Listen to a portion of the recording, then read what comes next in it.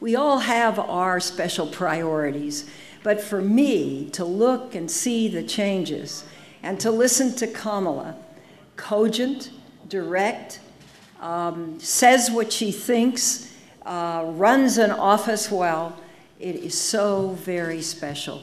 And if you will come over here on my right-hand side, I want to do what you asked me to do, and I want to share my pride.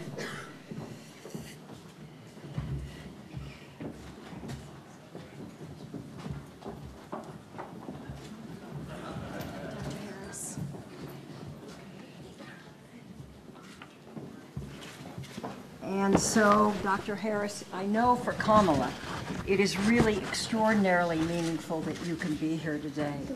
Most of us, I think many of us, when we reach these positions, for one reason or another, our parents aren't here. So Kamala, this is so special for you. Yes. As you raise your right hand, and why don't I take that? If you raise your right hand and repeat after me. I, Kamala Harris. I, Kamala Harris. Do solemnly swear. Do solemnly swear. That I will support and defend the Constitution of the United States. That I will support and defend the Constitution of the United States.